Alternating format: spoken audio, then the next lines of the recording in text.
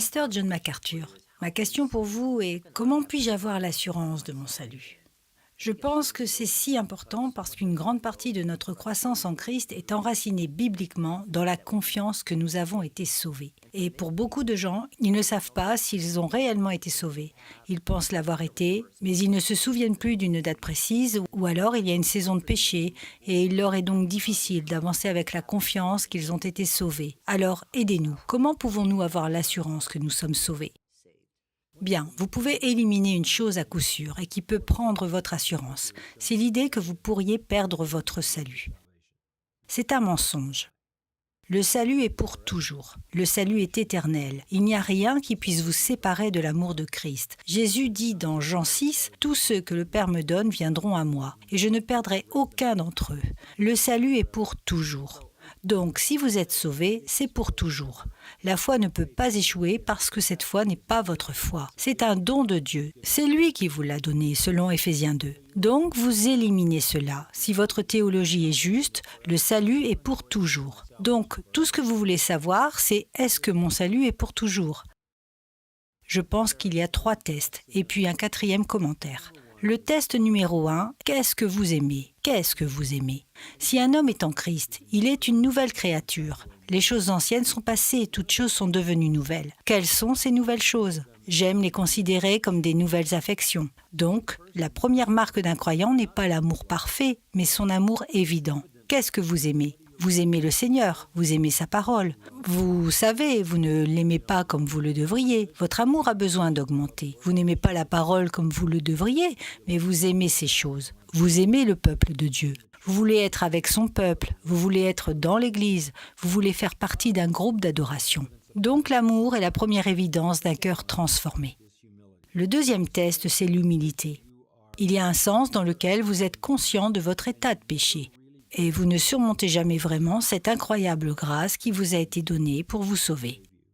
Le 3e est l'obéissance. Ce n'est pas une obéissance parfaite, mais c'est un désir ardent dans votre cœur pour obéir au Seigneur. Vous le reconnaissez comme Seigneur, vous voulez lui obéir. Donc l'amour, l'humilité et l'obéissance.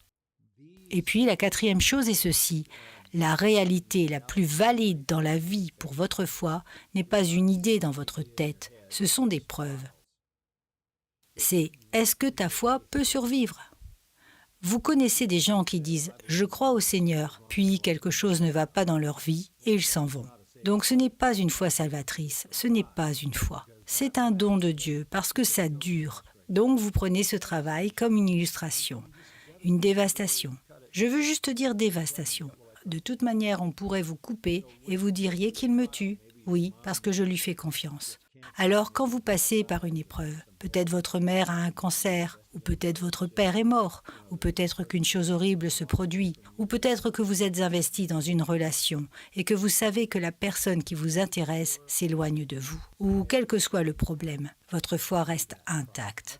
À travers cette épreuve, c'est ce dont parle Pierre quand il dit que c'est ce genre d'épreuve qui valide votre foi. Et donc, je dois dire ceci en toute honnêteté. Si vous avez 15 ans, vous pourriez remettre en question votre foi plus que vous ne le feriez si vous aviez mon âge. Parce que ce que j'ai traversé avec une femme qui s'est cassé le cou et qui s'est fracturé C3 et C2 et qui aurait dû mourir. Mon fils a une tumeur au cerveau. J'ai traversé des maladies où j'ai failli mourir à cause des caillots de sang dans mes poumons et ma foi a résisté et est devenue plus forte au fil du temps. Alors je dis que ce n'est pas ma foi. C'est une foi qui résiste à l'épreuve. Je veux dire, le diable a dit à Dieu, « Job te fait confiance parce que tu le bénis. » Et il a dit cela pour que Dieu dise, « D'accord, enlève-lui tout et nous testerons sa foi. » Et tout lui a été enlevé. Et il a dit que même si tu me tues, je te ferai confiance. C'est un cadeau de Dieu. C'est une foi qui vient d'en haut. Alors que vous grandissez en tant que chrétien, car vous avez plus d'expérience qui défie votre foi. Vous faites confiance au Seigneur, vous l'aimez toujours, vous restez humble, désirant être toujours obéissant. Ce sont les tests.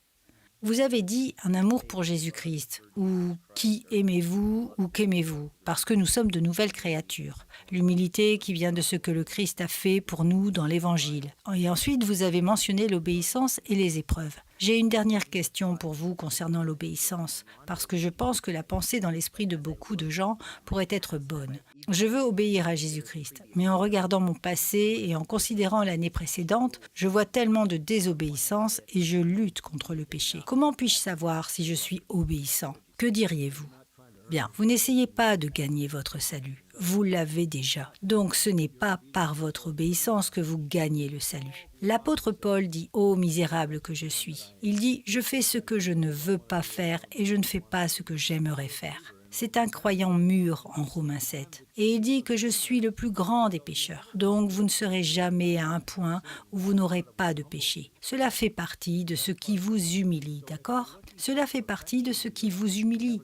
Donc si vous cherchez la perfection dans votre vie, vous ne la trouverez jamais. Donc j'aime penser que c'est une direction et non une perfection. Quelle est la trajectoire de votre vie? Est-ce vers le Christ? Est-ce vers une évaluation honnête de votre propre état de péché qui vous amène à être humble? Est-ce dans le sens de désirer être obéissant? Je ne le fais pas. Je n'obéis pas parfaitement au Seigneur. C'est pourquoi j'ai besoin d'être sauvé avec un salut éternel. Parce que j'ai une autre manière de dire que ce serait cela, Johnny. Si je pouvais perdre mon salut, je le perdrais. Si je pouvais, je le perdrais parce que je n'ai pas le pouvoir de le retenir. C'est pourquoi la Bible nous dit que si nous nous accrochons à Dieu, le salut s'accroche à nous. Et il s'accroche à nous en nous donnant une foi qui ne faillira pas. En tant que nouvelle créature, nous devons évaluer quoi et qui nous aimons. Il y a une humilité qui accompagne ceux qui sont vraiment sauvés. Ils sont brisés par leurs péchés. Ils sont reconnaissants pour ce que Jésus a fait. Il y a un désir d'être obéissant et puis il y a le test des épreuves. Comment sortons-nous des difficultés de notre vie? Avec une foi plus forte ou, comme vous dites, en nous éloignant de Jésus? C'est pourquoi vous éprouvez de la joie lorsque vous tombez dans diverses épreuves, parce que l'épreuve de votre foi est ce qui la valide. Merci, Pasteur John.